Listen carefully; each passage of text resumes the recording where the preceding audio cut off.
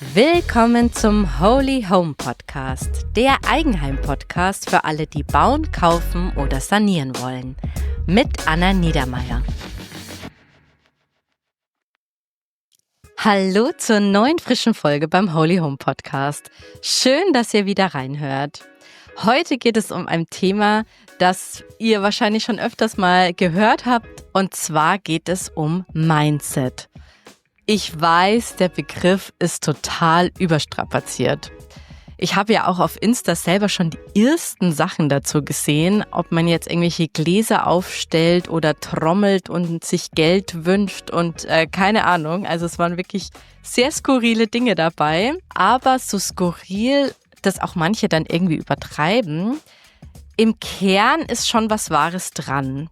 Ja, und bei Thema Immobilien ploppen das immer wieder auf, vor allem wenn man viele Diskussionen mit seinem Partner hat, dann geht es da um ein gewisses Wertesystem. Denn viele Entscheidungen treffen wir eben nicht nur auf Zahlenbasis, sondern eben auf Basis von Werten, die wir einfach über die Jahrzehnte gelernt haben. Ja, und diese Werte, habt ihr sicher auch schon gehört, nennt man auch immer wieder Glaubenssätze. Und die übernehmen wir eben aus Familien, aus den Medien oder eben auch aus dem Freundeskreis. Und ich wollte euch heute 6 typische Glaubenssätze rund um Immobilien und Eigenheim vorstellen. Und ihr könnt einfach mal gucken, ob ihr da irgendwie betroffen seid, ob das euch irgendwie anspricht, triggert, was auch immer. Und wenn ihr jetzt irgendwie auch öfters Diskussionen und Konflikte mit eurem Partner habt, dann kann es eben sein, dass genau solche Glaubenssätze eben zugrunde liegen, solche Werte, die dann eben unterschiedlich sind. Und das ist eben ganz wichtig, dass man das erkennt, was da eigentlich die Ursache für diese Konflikte sind. Also heute müssen wirklich alle zuhören, die überlegen, sich eine Immobilie zu kaufen und einfach mal so ein bisschen reflektieren wollen, warum sie das eigentlich wollen. Also, los geht's! Ich starte jetzt mit eben 6 verschiedenen Glaubenssätzen und der erste ist, Mieten ist rausgeschmissenes Geld. Diesen Satz habt ihr schon bestimmt öfters gehört, vielleicht von den eigenen Eltern oder vom Freundeskreis, und er steckt eben bei vielen ganz, ganz tief drin. Aber stimmt der eigentlich? Denn die Wahrheit ist ja eigentlich, Wohnen kostet immer Geld. Ob jetzt Miete oder Kreditrate, nur weil man jetzt kauft, heißt es jetzt nicht, dass man eben kein Geld mehr ausgibt. Und zudem bleiben eben Reparaturen und Zinsen, das zahlt mir ja eigentlich noch alles on top. Eine Freundin von mir, Lisa, wohnt eben zur Miete in München und möchte eben auch sehr flexibel sein und reist eben auch gerne. Und für sie wäre eben ein Eigenheim auf dem Land aktuell eine totale Einschränkung. Auch wenn ihr Umfeld ihr ständig sagt, du musst eigentlich was Eigenes haben, und sie ist da jetzt irgendwie in so einem Konflikt drin. Aber wir haben ja München schon öfters mal durchgerechnet, es lohnt sich halt einfach nicht in dieser Stadt. Und wenn man da jetzt leben möchte, dann ist es eben einfach nicht die richtige Stadt, um da auch sein Eigenheim zu haben.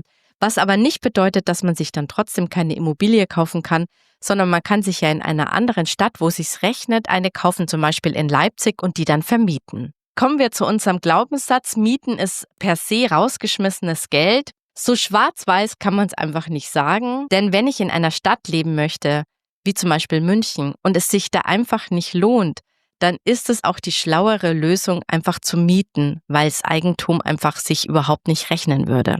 Und andersrum ist auch eine Immobilie per se schwarz-weiß-mäßig nicht immer die beste Anlage. Deshalb, man muss es immer genau durchrechnen, und dann gibt es einfach Regionen in Deutschland, wo es sich rechnet, und es gibt Regionen, wo es sich einfach gar nicht rechnet. Deshalb kann man diesen Glaubenssatz so pauschal einfach auch nicht stehen lassen. Ein weiterer Glaubenssatz ist, ein Eigenheim ist die beste Altersvorsorge. Das klingt erstmal logisch, man hat es wahrscheinlich auch irgendwie von seinen Eltern gehört, aber die Frage, ist es auch sinnvoll? Nur weil ich im Alter jetzt dann mietfrei lebe, heißt es ja noch gar nicht, dass ich dann keine Kosten mehr habe. Also Heizung, Sanierungen wie Dachsanierung, energetische Sanierung, Instandhaltung, das kommt ja alles noch dazu. Das muss ich ja auch weiter stemmen können. Ja, und wir haben eben oft das Beispiel, dass sich ein Ehepaar ein großes Haus gekauft hat und dass die Kinder dann aber irgendwann längst ausgezogen sind und dass die Zimmer zum Teil eben leer stehen und die Heizkosten dann aber trotzdem sehr hoch sind. Und deshalb muss man bei diesem Mindset, das Haus ist eine gute Altersvorsorge, auch ein bisschen vorsichtig sein, denn es sollte nur ein Teil eurer Altersvorsorge sein, aber nicht die einzige.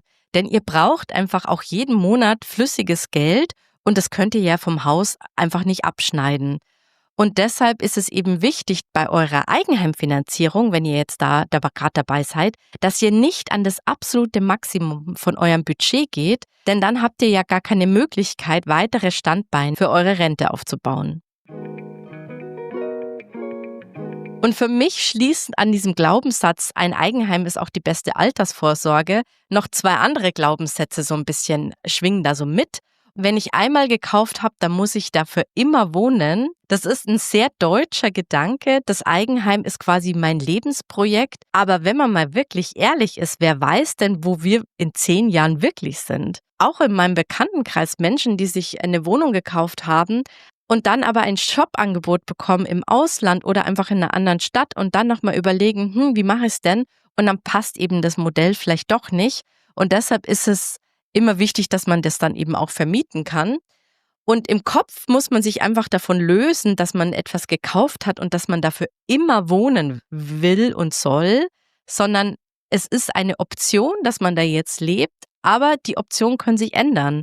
Und deshalb ist es einfach auch wichtig, dass man die Immobilie auch so wählt, dass man einfach flexibel bleiben kann. Also, dass man einzieht, aber dass man vielleicht auch sie vermietet, dass man in eine andere Stadt ziehen kann. Genau, also dass das quasi nicht wie so eine Fußfessel ist, sondern sie soll einem ja eigentlich so ein bisschen dienen und deshalb rate ich davon ab, ein Eigenheim für die Ewigkeit zu suchen, weil zum einen macht man sich total verrückt, denn wer weiß, was soll das denn sein für die Ewigkeit so? Und ich glaube, man macht es sich einfach leichter, wenn man sagt, für die nächsten 10 Jahre soll es einfach passen. Und dann checken wir einfach die Optionen nochmal und zur Not vermieten wir es einfach. Mit diesem Glaubenssatz hängt noch ein zweiter zusammen, den ich oft in meinem ganzen Bekanntenkreis sehe. Es muss ein Haus sein, sonst ist es kein richtiges Zuhause. Das ist der 4. Glaubenssatz. Und das ist ein absoluter Klassiker. Möglichst viele Zimmer, ein Gästezimmer, Platz für alles, ja, und danach natürlich auch einen großen Garten. Und wenn man ehrlich ist, eigentlich braucht man gar nicht so viel Platz. In der Realität ist es halt so, mehr Fläche heißt mehr Kosten, mehr Energie, mehr Arbeit. Und auch so schön es ist, wenn man irgendwie 200 Quadratmeter hat, falls mal Besuch kommt und man hat ein Gästezimmer, am Ende stehen einfach Zimmer leer und es wird einfach dann langfristig, muss man es trotzdem abbezahlen und das bereut man auch, weil man ja auch die ganzen Nebenkosten dafür zahlen muss. Und deshalb könnte man eben so ein bisschen diesen Glaubenssatz hinterfragen, ein Zuhause muss nicht immer groß sein, sondern es soll vor allem passend und flexibel sein. Und wenn ihr jetzt sagt, aber ich habe jetzt einfach 3 Kinder, was soll ich denn machen? Dann geht's für mich hier mehr um Smart Planen, dass ihr einfach nicht mehr Quadratmeter habt, sondern dass ihr einfach schlauer plant und dass man vielleicht aber auch überlegt, in kleineren Einheiten mit flexibleren Grundrissen zu denken. Zum Beispiel, dass man eben, ich sage jetzt mal, 2 Erdgeschosswohnungen zusammenlegt, ja, und sich da irgendwie schlaue Grundrisse überlegt und wenn die Kinder ausziehen und man diese Fläche dann leer stehen würde, dass man die zweite Wohnung dann wieder abkoppelt und dass man die dann wieder vermietet. Also, dass man sich so ein bisschen löst, man braucht für immer unglaublich viel Platz, weil es ist eigentlich, wenn man ehrlich ist, eine gewisse Lebensphase, in der man mehr Platz braucht, die aber sich wieder verändert und das wäre es cool, wenn man eben wie auch flexibel darauf reagieren kann und diese vermieteten Einliegerwohnungen sind ja dann auch wieder flüssiges Geld, was in der Rente ein gutes Nebeneinkommen sein können.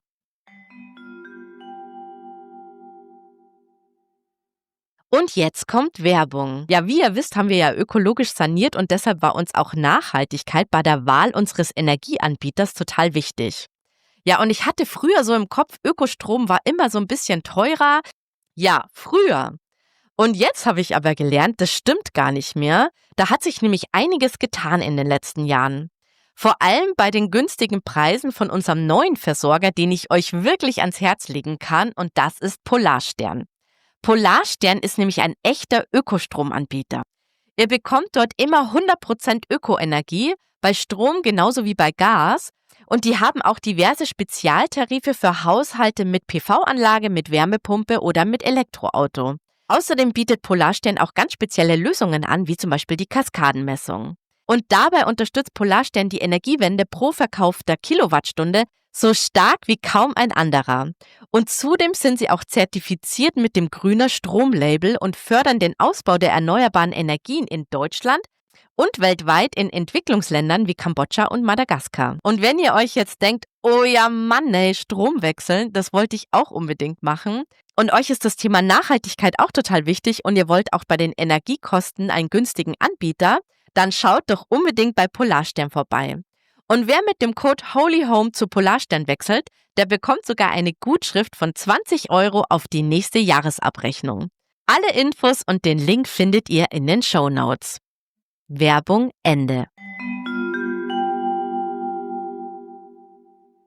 Kommen wir zum 5.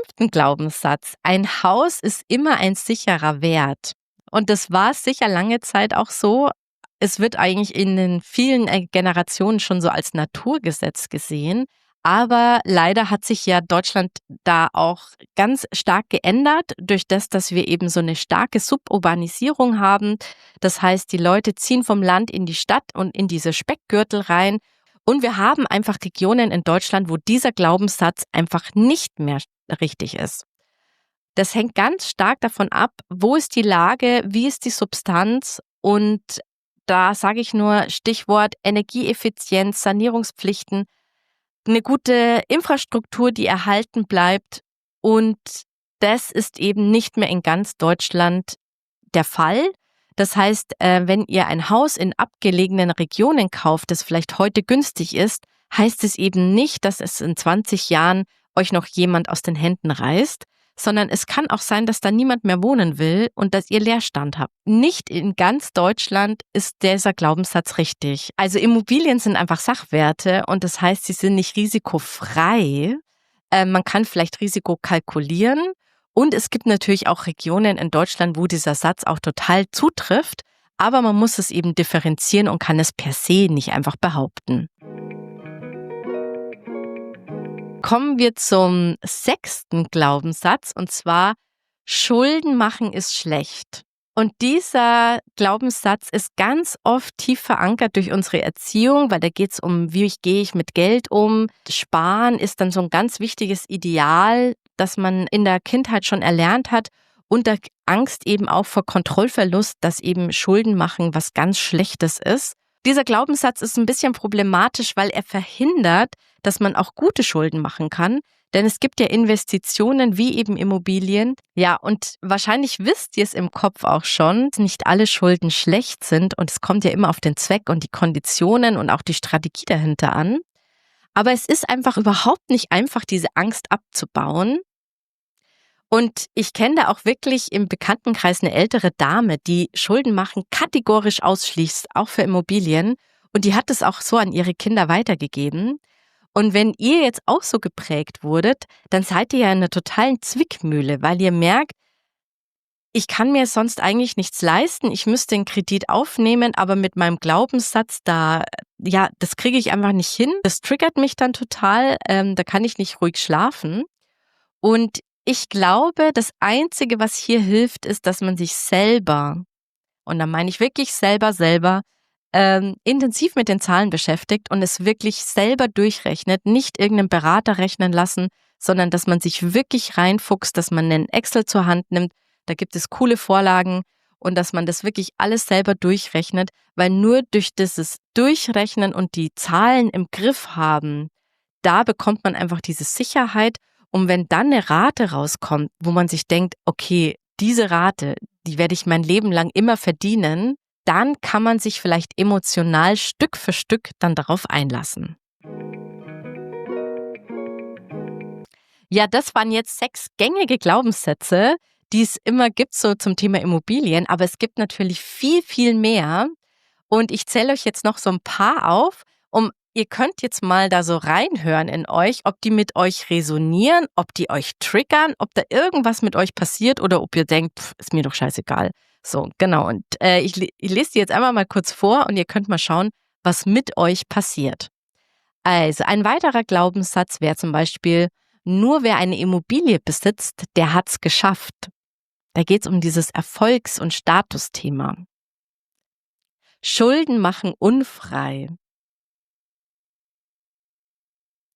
Ein Kredit über 30 Jahre ist ein riesiges Risiko. Ich darf erst kaufen, wenn ich zu 100% sicher bin. Ein Eigenheim ist ein Lebensziel und das muss ich irgendwann hinbekommen. Ich brauche ein perfektes Haus, sonst lohnt sich's gar nicht. Und wer mietet, hat sein Geld nicht im Griff. Also ihr merkt schon, viele Glaubenssätze klingen irgendwie vertraut oder hat man schon mal gehört, aber es muss auch nicht eurer sein. Ja, und ich glaube, dass das Allerbeste ist, dass man sich seiner Glaubenssätze, weil jeder hat welche, überhaupt erstmal bewusst wird. Was für Werte habe ich ganz tief zum Thema Immobilie in mir? Und oft kommen sie erst auch durch Reibung ans Tageslicht, zum Beispiel durch einen Konflikt oder eine Diskussion, wenn andere anderer Meinung sind. Oder wenn mich irgendwas in Social Media oder bei einem Gespräch auf einer Party etwas total triggert, dann solltet ihr erstmal überlegen, Moment mal, warum regt mich das jetzt eigentlich so auf? Erst durch so eine Emotion wie Ärger kommen eben so tiefe Werte, die so ganz tief verborgen sind in einem, dann richtig zum Vorschein. Und wenn ihr jetzt schon während der Folge euch denkt, ah ja, der und der Glaubenssatz, da stimme ich mit überein, den habe ich auch, dann würde ich die einfach mal aufschreiben, sammelt die irgendwo und die von eurem Partner auch, vor allem wenn ihr viele Diskussionen habt, dann guckt da nochmal ganz genau hin, stecken da irgendwelche Werte, irgendwelche Glaubenssätze tief drin, die vielleicht bei meinem Partner anders sind. Und ich glaube wirklich, das ist der absolute Anfang, dass man sich dann auch annähert und einen Kompromiss findet, wenn man diese Werte zum Thema Haus, zum Thema Immobilie eben wirklich im Detail für sich versteht und eben für den Partner versteht. Und wenn die dann im Gleichklang sind, ist es natürlich super. Wenn sie nicht im Gleichklang sind, ist es ja trotzdem möglich, dass man irgendwie einen Kompromiss findet. Ja, da gibt es eben 2 coole Folgen. Die letzte Folge mit Melanie zum Thema Wohnpsychologie. Und ich hatte mal eine Folge gemacht mit Monika Müller, einer Finanzpsychologin, wo es eben auch genau um diese Glaubenssätze und Bedürfnisse zum Thema Geld geht. Also wenn ihr da jetzt merkt, das ist so mein Thema, dann hört dann nochmal in diese Folgen rein. Generell will ich nochmal sagen, versteht mich nicht falsch, nicht jeder Glaubenssatz ist eigentlich schlecht. Es gibt welche, die man einfach differenzierter betrachten muss. Es geht eigentlich viel mehr, dass man sich seiner Werte und seiner Glaubenssätze bewusst wird und dass man nicht einfach blind irgendwelche Entscheidungen trifft oder irgendwelche Meinungen hat, ohne dass man das eigentlich nochmal genauer angeschaut hat und genauer reflektiert hat. Und dass man eben einfach auch sagt, ja, ich bin mir dessen bewusst, diesen Glaubenssatz habe ich und dafür stehe ich auch. Ich will den auch weitertragen. Ich will den auch weiter haben. Ja, und für mich zum Beispiel habe ich entdeckt, dass das Thema Eigenheim für mich eben ganz stark mit dem Thema Selbstverwirklichung zusammenhängt. Also, dass für mich ein Haus oder eine Wohnung ein Ort für Selbstverwirklichung ist. Und das ist für mich einfach ein Wert oder ein Glaubenssatz, den ich so tief in mir drin habe. Aber ich bin total fein damit. Also, ich habe jetzt da kein Problem. Und deshalb habe ich mir einfach auch ein Objekt gesucht, was zum Sanieren, weil dann kann ich den auch richtig ausleben. Ja, und Gott sei Dank teilt den mein Mann Bernd auch und deshalb sind wir ja ganz happy mit unserem Projekt. Das war's jetzt auch schon wieder für diese Woche. Ich wollte einfach diese Folge mit euch nochmal machen, dass ihr auch mal da so ein bisschen in diese Wertereflexion reingeht, dass ihr mal wirklich versteht, was verbinde ich eigentlich mit dem Thema Haus, Immobilie und Eigenheim? Was ist da so tief in mir drin? Und ich fand das jetzt eigentlich ganz cool, nach der Folge mit dem Interview mit der Melanie, der Wohnpsychologin, da nochmal tiefer reinzugehen, weil das, glaube ich, wirklich auch ganz, ganz viele betrifft. Wenn euch jetzt diese Folge gefallen hat, dann teilt sie doch gern mit Freundinnen, die auch gerade eben mit dem Gedanken spielen, eine Immobilie zu kaufen oder zu bauen und vielleicht auch so die eine oder andere Diskussion mit ihrem Partner haben, dann kann das ganz wertvoll für Sie sein. Also leitet die Folge gerne weiter. Ja, und wenn ihr wollt, könnt ihr mir auch gerne mal eure Glaubenssätze schreiben. Würde mich total interessieren. gerne in die Kommentare auf der Plattform, auf der ihr jetzt gerade unterwegs seid und ob ihr diese Glaubenssätze gut findet oder ob ihr vielleicht auch den einen oder anderen loslassen wollt. Also schön, dass ihr wieder dabei wart und bis zur nächsten Folge. Bis dahin, ciao!